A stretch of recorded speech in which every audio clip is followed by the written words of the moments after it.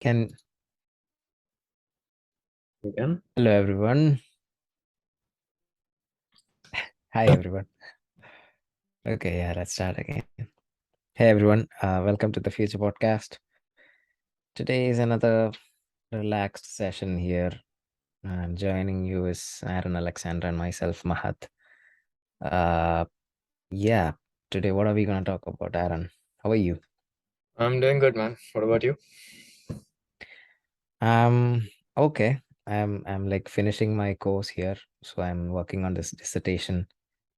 Uh, have been pretty stressed. Yeah, But also like trying to come to terms with having to organize my time better and getting things done because the deadline is coming closer and closer. Yeah, so I'm in a better position than I was a week ago. Yeah, strangely, even though the deadline is closer, I feel like I've kind of got it under control. it's that calm before the storm. Oh my God, don't say Yeah. that. So that kind of matches with the topic that we had selected for the day. And so essentially, how one approach that we're having to these random episodes is to share some of the findings, some of the thoughts that we've had over the week. So we essentially record weekly, and so that's why we've selected like a weekly timeline. And Yep. I particularly found this week challenging in terms of deadlines and uh, just getting stuff done and prioritizing.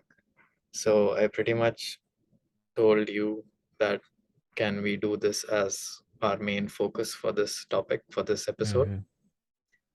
Yeah, and I think based on your experience as well, since you also have that deadline looming, you and like we can talk about how you have progressed. Like, so I believe it's been a month or maybe a month and a half since you started your dissertation, or two.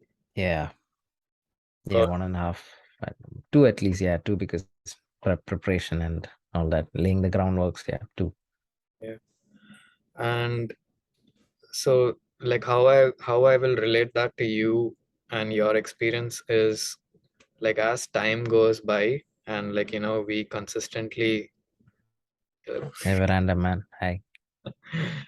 yeah, I'll like comment on the space that I'm sitting in a bit, but yeah, essentially, yeah, as we go through stressful episodes more consistently, we get used to it. Like it's that situation where you're in that boiling pot and you're just on simmer constantly and you've gotten used to it, and at a certain point you know how to operate in that. So I had a like not a huge revelation, but a revelation nonetheless of the finer details. Like as you're consistently in these tight scenarios, like you realize where you're screwing up, where you're making mistakes, and it's not like exercise that belittles you or bashes you. It's not like harsh and unproductive criticism, um, but it's just identifying the things that or the events that you could have changed and maybe made a different decision that would have sped up the deadline. Like maybe if you avoided a certain thing, the timeline would have been a lot smoother and you could have delivered what was necessary in a smoother manner and with less stress. So I like the revelation was essentially, um, I feel it's necessary, and this happens only with experience, that you know yourself, you know your own, like the areas where you tend to fuck up. And like how that applies to me is essentially in deadlines. So the method and the basis of how I set a deadline is depending on the task, I'll like be able to internalize and visualize. It's again just based on my thought patterns. I'll like select a deadline that is pretty aggressive. Like I'll try to be quite aggressive. Like that's a character trait of mine that I want to um, enforce, and that I want to be particular about myself. Like an identify Aggressive as in like. aggressive in terms of the speed of delivery. Hmm. So um, there are a Like few. you wanna like deliver before the time that even you set for yourself. No, I don't want to like. I mean, that would be nice, but like the deadline itself that I'm initially setting is very. That's what I mean in terms of aggressive. Like Okay. it basically assumes, and this is one area that could have improvement. Like whenever I'm having a conversation with someone, usually, or I guess in majority of cases, these deadlines and stuff happen when I'm in collaboration with another person. And um, the deadline that I fix with them will be thought of in my head um, as a single event. Like I fail to integrate everything that's going on in life and take that into consideration. So like the deadlines, even if I was solely working on that alone, it would still be difficult to meet that deadline. You mean to say like for you to like deliver one thing by a date, you need to make a lot of other adjustments to your normal schedule so that you make adjustments everywhere. Is that what you meant, like as a one single event? No, the single event was to signify like if I probably in like considered everything else and other obligations that I have, I would probably set the deadline maybe like twice the time than I initially did. I think that's Hmm. a metric that I'm thinking of right now. And so is does that make sense? So, like is my point clear? Like it's basically aggressive deadlines. And I might tend to not think of like the obligations that I've already had prior to setting this deadline, and not considering those while setting this deadline. So does this like include you stressing yourself too much, pushing yourself too much to get that done? Because I know like what you had shared with me last week, Mhm. trying to, go without sleep just so that Yeah, you were that sure didn't that happen anyways. That didn't happen anyways. I slept for that didn't happen. Yeah. 5 hours every day, every night. Yeah, good, good.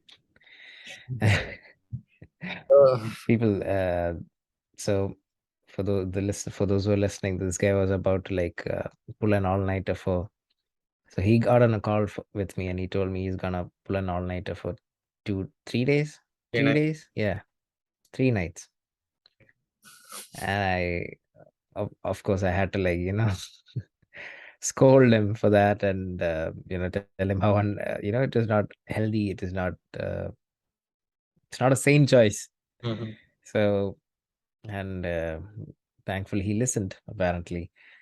And I mean, I would never forego my sleep to do that because I believe even if I unless it's like at the last moment, like I know I can. This is I'm working on it. I am gonna deliver it in that next few hours.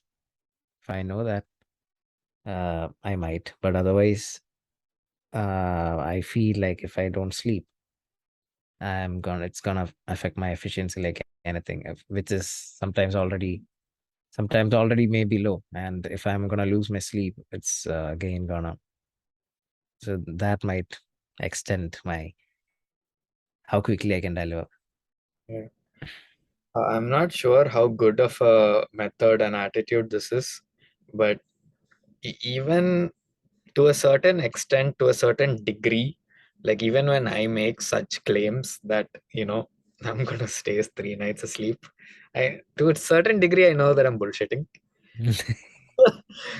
But also the point and the way that it helps me is like I it kind of it's like me telling myself like I wouldn't do this if it was not serious. Like I'm like this is aggressive. This is important for me. Like you have to take it seriously, and I think that's like the so like my first challenge that I mentioned was like setting deadlines, like getting more accurate and setting realistic and very efficient deadlines. Mhm, mhm. What I usually struggle with is that I am sort of a perfectionist, so it puts me. I mean, I have great deal of difficulty in starting something that I'm not sure about. Even I might be able to do a good enough job, but then I feel like, um, or yeah, maybe I used to feel like, no, I still feel like, I'm not gonna be able to do a good job because I set that standard so high, uh, which only came to light after I attended a few counseling sessions. This was like told to me, and so I am coming to terms with how sometimes we don't have to be perfect because, like they said, nobody's perfect, uh, which is true in every sense. You just have to do what you know, and on the way, you will pick up and you will do a good enough job that gets the thing done. Of course, you can have drawbacks, but it is important, or it is enough to identify that drawbacks, those limitations, and in that scenario, present it to the other party involved or in that project involved. So if you're able to like identify those limitations by yourself, that's more than enough. But you gotta start when you have to, So instead of sitting around and because this is what I did. This is what happened to me. I'm not gonna claim that I'm all over it because it's a very deep-seated thing. But in this particular case, for this dissertation, I am going with it now because for me, I was worrying about it like, every waking hour, I was thinking dissertation, deadline, deadline, dissertation, deadline, deadline. And now I have sort of uh, pushed myself to think about it, only at certain times that you set aside a time. And then at that time, you're going to do it. But then you can spend the other times not thinking about it and being mindful about where you are, being around people, being in the moment, not the, even though we hear it a lot, like we hear it, be in the moment, uh, live, seize the day or whatever. But uh, being in the moment is like, I don't know how to explain it even, but you gotta take life a little easily, you know. So I think I'm better mentally in that sense. So for any perfectionists out there, and even for you, Aaron, I know you are also kinda a perfectionist from whatever I have known. I could be wrong, but you tend to uh, like already that you have told, like you are aggressive about delivering things on time, which is a really good thing. But I would always ask you to like not put your health behind, because nothing in this life is that important, dude. Beyond your health. We just gotta be reasonable with ourselves, I think, sometimes. So, before I lose my train of thought, um, like I think, and it's also important to acknowledge the stage in life that we are in. So we are, and I'm not sure, like we always hear that it'll never stop. So I don't know when it's like, I mean, at least what I'm about to say is relevant for us right now. So these different types of qualitative standards and characteristics that we are setting for ourselves, it's something that we aspire to define ourselves using. And then, like, as we Hmm. continue experimenting and experiencing life, we like find that maybe we were too extreme, like in the other, I don't remember which episode we spoke about extremism, right? In any form, extremism is bad. So I get like that's like if you want to visualize it, it's essentially like two poles, and we're trying to not necessarily maintain. So if you're taking the example of quality, I think it's amazing, and like quality is highly important, and it will provide a huge advantage if we are providing high quality service, like no matter what it is.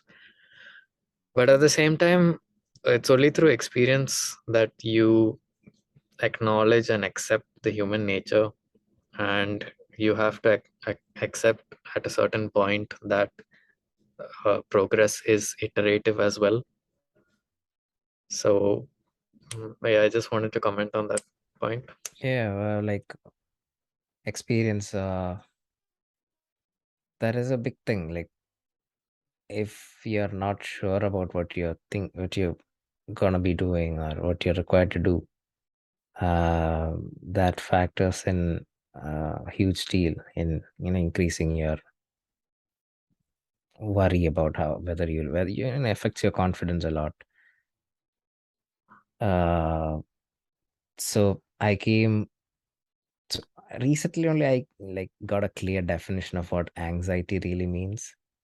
It's when your body has this flight or fight response and you're stressed for so long about something and your body's continually in the state fight or flight, but then it doesn't switch off once even the stress is gone. So it's continually in that state. So that's the actual practical definition of anxiety.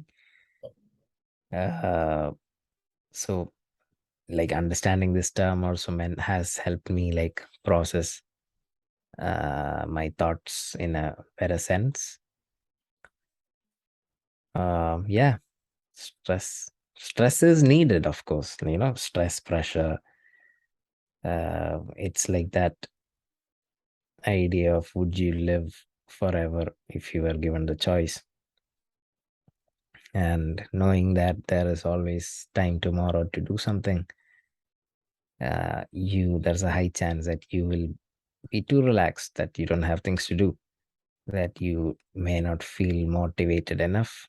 So may like that's like they say it's the pressure of death, that one day these things will be gone. This will not no longer be available to you, all these moments. That's what pushes us forward to live. Stress is definitely good, but we also got to process it in the right way. Yep. Something's going on behind. Something's Yeah. Yeah, some other set of producers. Okay. So Oh, they might not be going according to code, or you can probably shift it to the other side, maybe, uh, the other frame. No, no, no, yeah, little to the so that they are not there. I mean, I guess Just rotate it. You did it like initially. let me just. Oh, big brain time. Now I'll get this.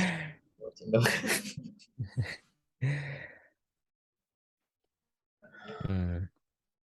He's using them as prop, I think. What? They're including the guard in the content that they're creating. Hmm. Yeah. Content creators all around. I don't know. Can I kind of diverge a little bit and give you You like, want to start a new recording and then yeah, okay, sure. let's just continue. Let's continue with that, and then maybe we can later touch upon this. Okay, fine.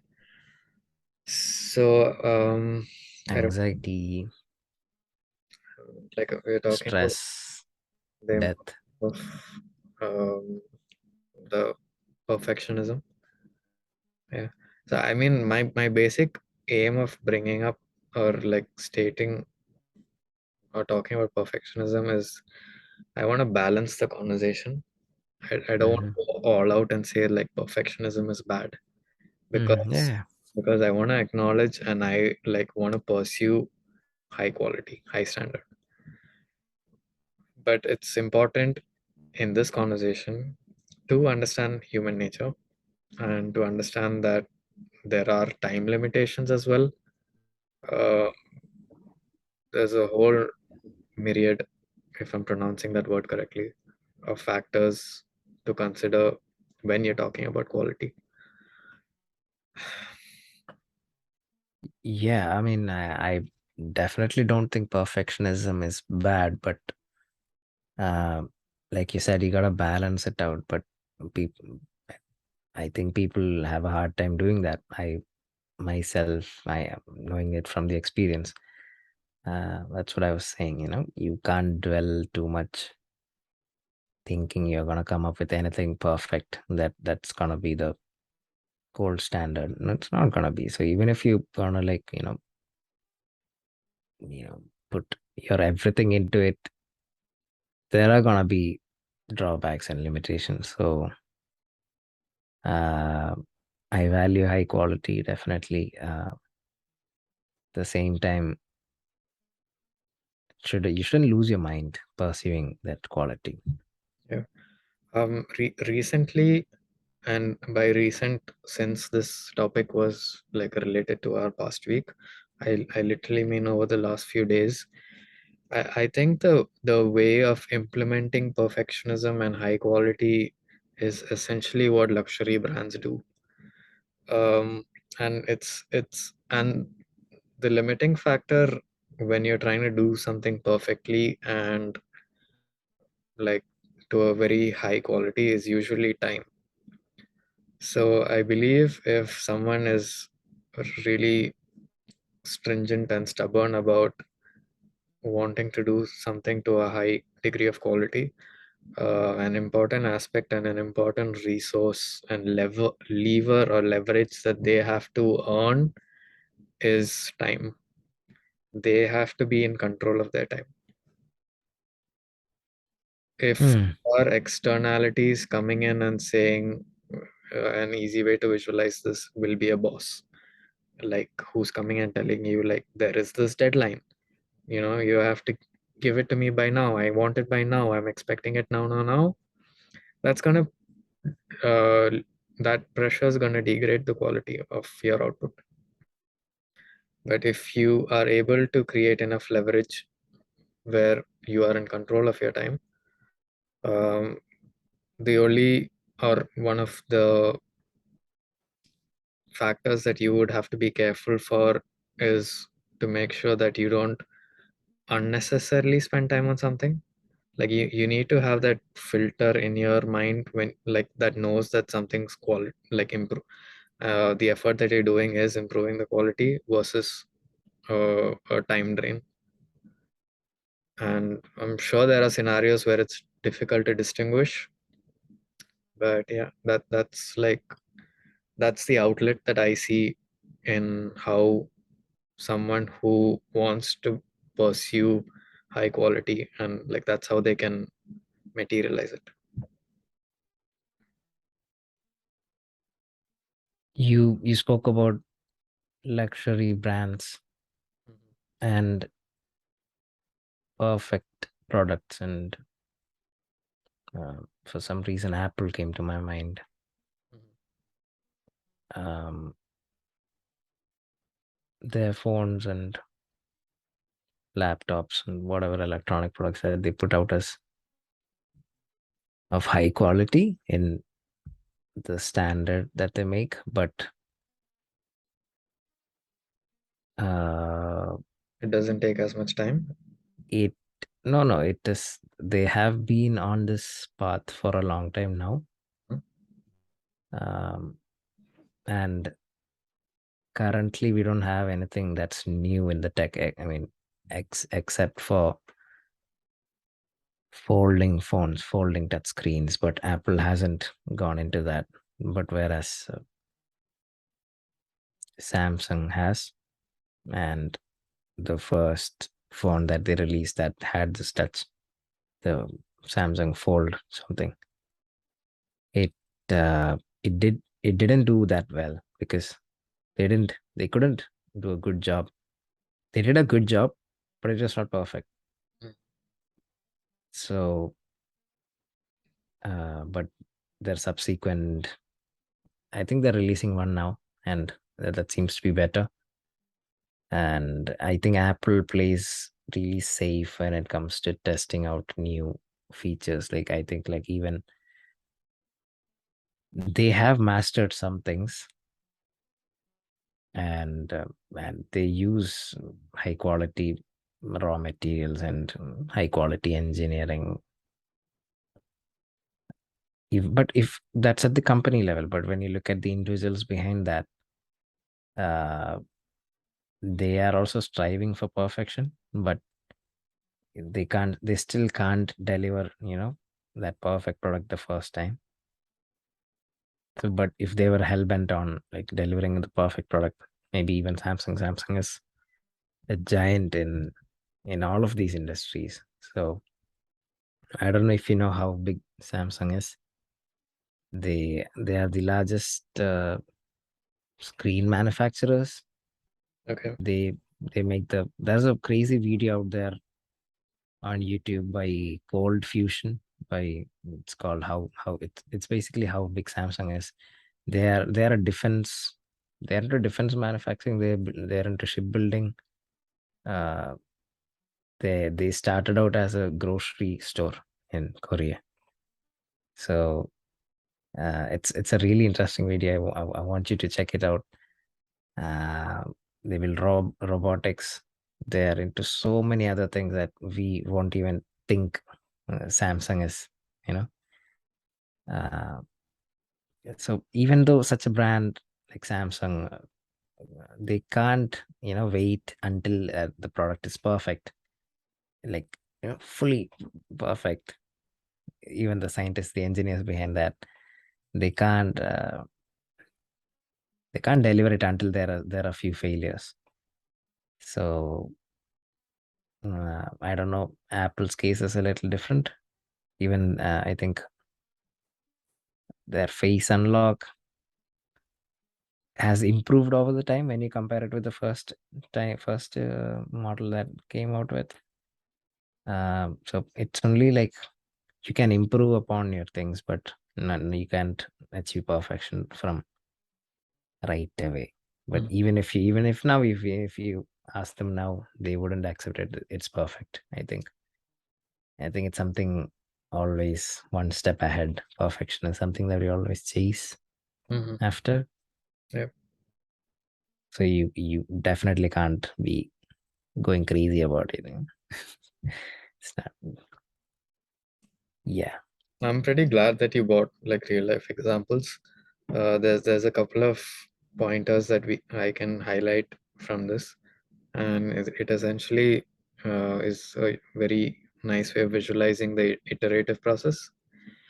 And like I also wanna, I think both, like so you mentioned Samsung and Apple, both of them have flaws. Like they've had their failures. Apple in the iPhone had the bend gate where Mm, the yeah. iPhone was, I think it was the iPhone 6 or the 6S maybe. And but it might be relatively lower in terms of failures. Um, like I can immediately recall two malfunctionings of Samsung. One was the exploding batteries in the Note. Yeah. And the other one was the product that you mentioned, the Fold.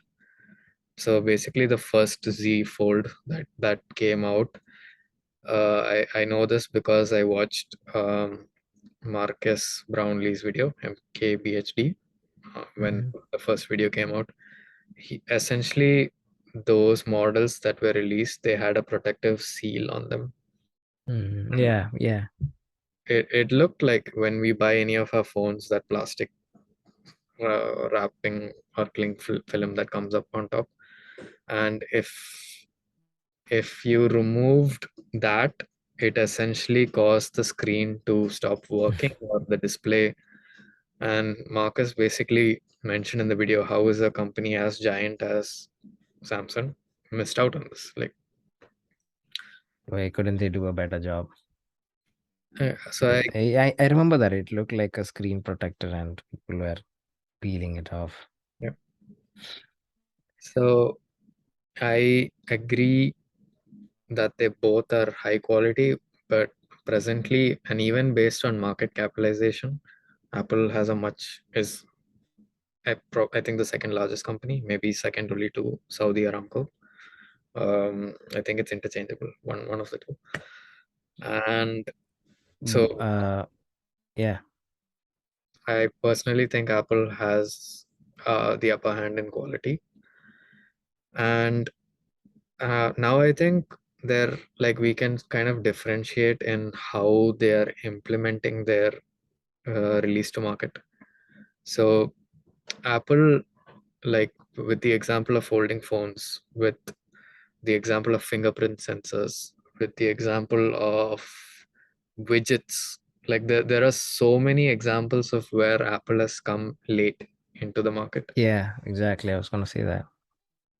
But it has like the public and customers have come to understand that that is their character trait, that they take time and they think about how they want to integrate it into their whole ecosystem, and they build like a pretty smooth final product.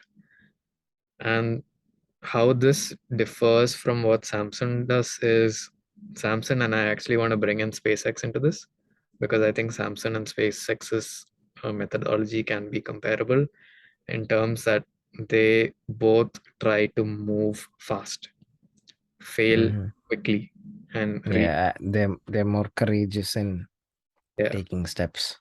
yeah. And so, but that still underlies the tone that we mentioned, that perfection is an never-ending journey. It's a constant, Target. it's a constant target that we strive towards. Yeah, but you need a Samsung to, or the old Nokia to try out weird stuff and fail and you know think out of the box. This is what these even these phone reviewers say. Like uh, iPhones for the last few years have been the same. Like except what an in-screen fingerprint reader now. Does the latest ones have or they still don't have? There's no Not inscription. yet. Yeah. So why even though it is something that's doable, even though why hasn't Apple done it? They like you said, they're lagging behind.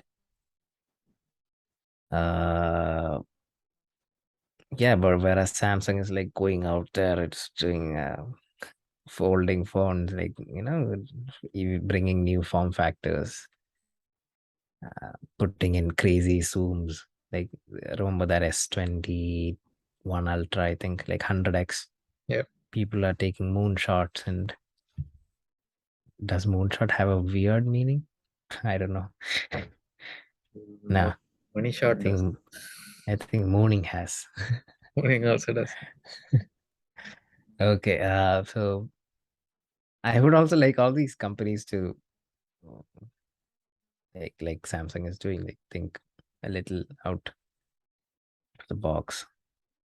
Um,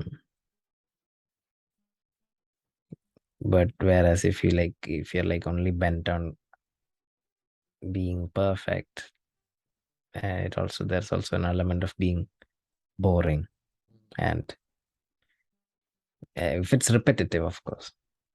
But yeah, quality is always there, which I will never say that Samsung is missing out on quality. Like their high-end products are so good. Yep. Uh, like you gotta watch that video, dude. How big Samsung is, that like blows your mind. Things that they're into. Yeah. Like one final comment I can make about this is um, related to the point that I mentioned earlier about accumulating leverage.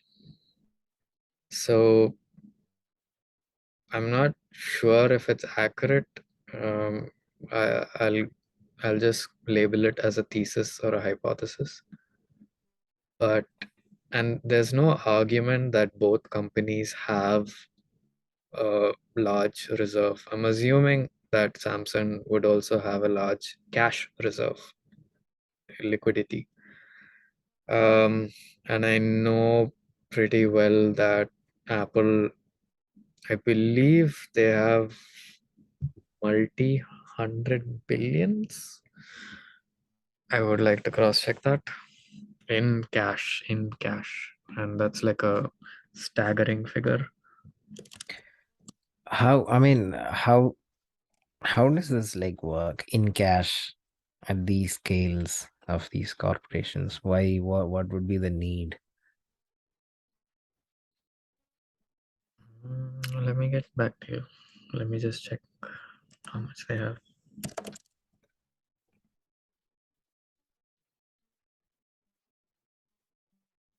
Okay, not multi hundred billion. It was 48.23 billion in cash and cash equivalents.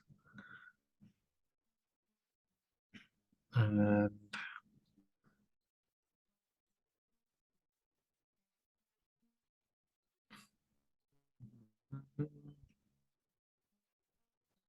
what did I just say? 40 something.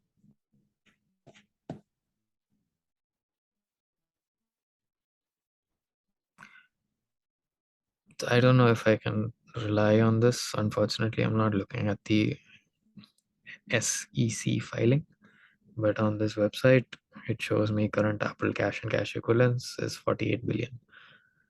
Um, Regardless, it's in the billions. They have cash pile in the billions. So But when you say cash pile, like, am I imagining it right? a significant, like I'm not sure what the proportion is, but essentially when they say cash and cash equivalents, it can be liquid cash, and it's not going to be notes. It's going to be a number on a bank screen, bank account, and it can also be held in highly liquid, like treasury notes. So cash Mhm. equivalents essentially means something that can be quickly converted to money if necessary. Like I believe the benchmark is like 3 months. If it can be liquidated within 3 months, it's considered cash equivalents. I think it's beyond it is beyond me right now, like how these huge corporations are run. Like I have to imagine Samsung, let's take Samsung or Apple, you must have several regional headquarters. Mhm. There must be a like a main headquarters somewhere, regional headquarters, and under that several different branches that handle maybe raw material acquisition. There must be a legal department. There are all these employees that you have to pay. Uh, there are these factories. There are bills to be paid. So I was imagining like all of these payments have to be made out of somewhere, right? So isn't isn't it normal to have like whatever profits that they have, a portion of it assigned to each headquarters, maybe each area, and then you have these contractors, like I supply you raw materials, and so you have to pay me, say, let's say next month. So it does go through my bank, right? I mean, through your bank. So doesn't that come out of cash equivalents, that money, or do you think there are other mechanisms? Um, so the like you said, regional heads and various continents. So as it could be separate legal entities, and they'll have their own accounts that they look after. And essentially, the 40 billion ish that I mentioned would be like the consolidated figure Hmm. considering all regions. And yeah, I think like scale is essentially solved as you described, like the responsibility is delegated. Hmm. And they would need to have systems in place that enable clear information to pass from one level to the next, because that's crucial. If the guy at the top, if Tim Cook or whoever the CFO of Apple is, if they need to steer the ship, they need to have crystal clear information. Hmm.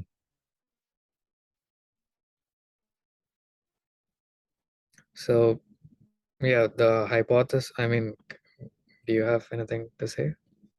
No, I went on a tangent thinking about raw materials and cobalt mining in Africa Okay. and artisanal mining. Mhm.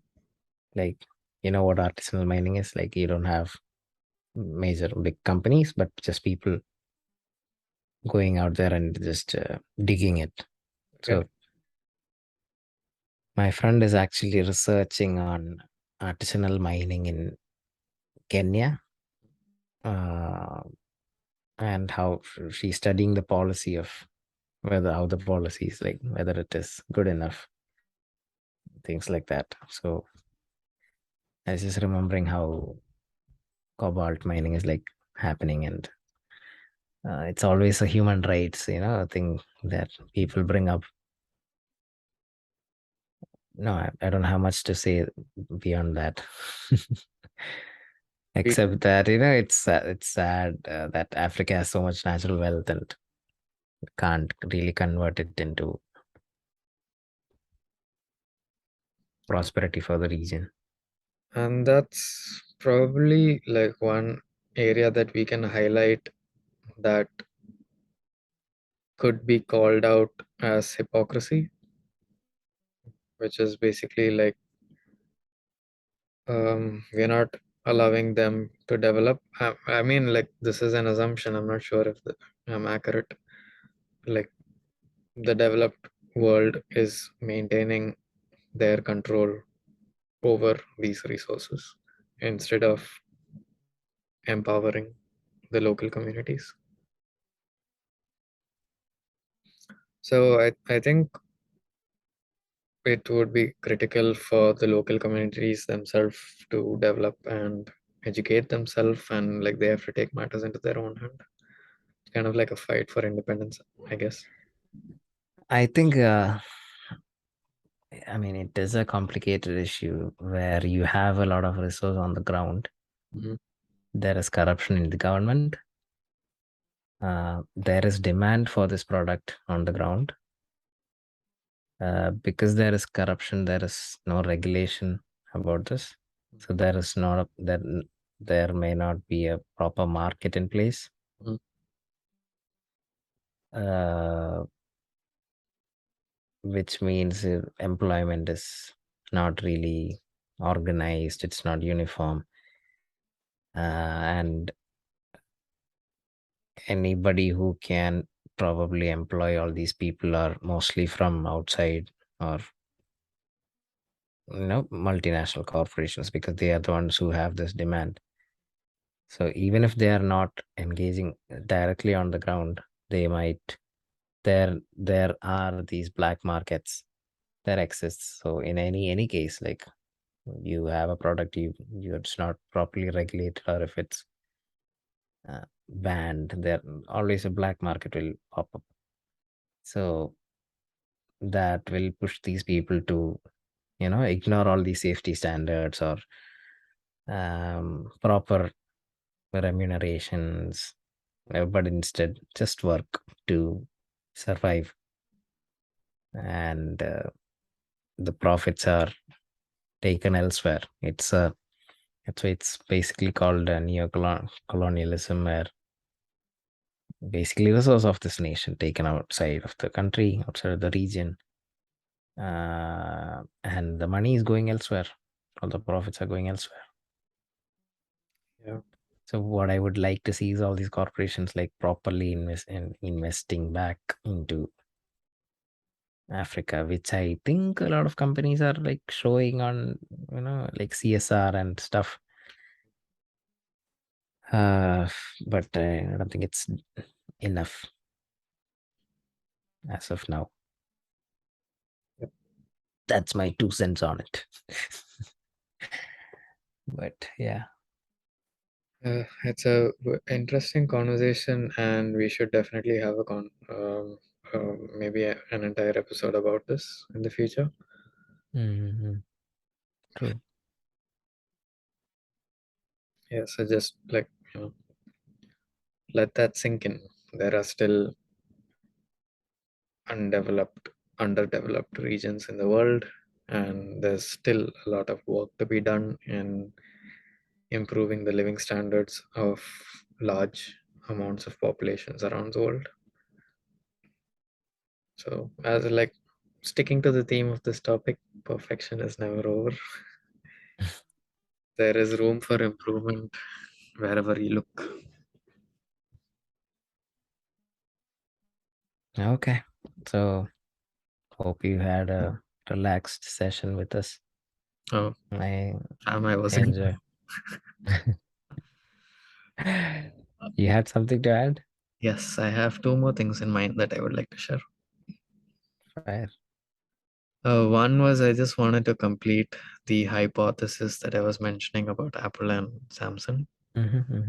And it's that difference in it's an hypothesis. So it can be assumed or hypothesized that Samsung in their I'm terming it as frantic desire to innovate, which is through, as we have publicly seen in their folding phones and all of that. It actually it might not be fair because we don't know if Apple is doing something similar in their labs, but they're just not making it public. So my basic hypothesis was that maybe Apple is in a stronger position where they don't feel the need or the urge to rush with things. They like to put things on a slow burner and hash things out and release it. Whereas Samsung prefers speed. But maybe in reality, they are both moving fast, and maybe the actual difference is only in public versus private. And same for SpaceX, which for their Starship development did a lot of, yeah, they did a lot of iterative tests and they had a lot of publicized failures. So maybe that is the true difference. That one is public about their operations, the other is not. Um, yeah, any comments, thoughts? Oh, I was just thinking about like these innovations, and I remembered how Google came up with one of the Pixel phones had this. I don't know what it was, like some sort of radar sensor. Pixel 5A, I think. Like if you wave your hand above the phone, Mhm. it knows, and the screen lights up. It tells you things. Mm. Like you can show gestures around the phone and it knows, which didn't really make much practical, like applications, but it was brave Mm. to try out, but it was not perfect, so it didn't take off. But other, I mean, it could be, I mean, it must already be there in other applications, but other use case scenarios. Anyway, Google is also there on the side, like trying to catch up. Yeah, I think Google's foray and their expertise, their strength lies in computing code. I think their expertise lies in software. Yeah. So The that's about it from my end. second uh, and the last thing that I wanted to share was related to our core conversation, which was productivity and performance. So, the first weakness that I mentioned earlier on in the episode was deadlines. And the second one that I want to share is the frustration and that builds up from having the wrong attitude. So it's essentially having all of those desires and dreams in your mind, but in reality, action is completely different. Mm. So yeah, that's something that I struggled with, which was having the seriousness to um, work on my goals. Like I had gotten those comments earlier. You can't, like, everything's not a joke. And I could justify myself if I wanted to. Like, I always thought it would be beneficial to not to always be chill, to be all like relaxed. But um, like, as you grow older, you realize that it has to be a lot more nuanced. That there are certain areas in life where you have to be calm. Don't like be a bumbling fool and let stress get the better of you. But you have to provide that space for that seriousness to understand that what you're working on requires attention and detail and dedication. And it ties in with my first challenge of deadlines, because even though there's that mismatch between desire and delivery, so when it comes to execution, there is that time being sucked away by me not being serious enough about it. And that was an area that I needed to improve, which I think I've gotten considerably better at. So, again, sticking with the theme of iterative progress, I like having I think that's one of the benefits of having aggressive deadlines, which is you cut off the slack and the unnecessary meat, and you hopefully become a lean and fast moving person. I was going to say machine, but I think that's and I don't want to call myself or any human a machine. So yeah. So I would just like to ask you if you have any comments on that last bit, and we can wrap up. Mm, no, man, I think I've said enough about it. Just don't, yeah, the general comment is just that, don't lose your mind about things. It's always a pursuit. Perfect, perfect thing will always be ahead of you. Like it's like that speech that this guy gives, Matthew McConaughey gives in some Oscar speech. Like me, my hero at 15 was me at 25. At 25, it was me at 35. So I'm always, he's always ahead of me. So Yeah. I was just like a tidbit of personal information. Like I was doing something today that required me to think about the first or the most impactful episode of Tim Ferriss's podcasts, that like which if I had to choose, which one would it be? And I remember very vividly, like we hear them saying that you won't remember what they said, but you'll remember what they make, how they made you feel. So if it was not the first, but the the one of the first episodes that left an impression on me of Tim Ferriss was the episode that he did with Matthew McConaughey. Mm-hmm. And the particular instance that I remembered was where he spoke about, this was prior to him getting the success in movies that he has now.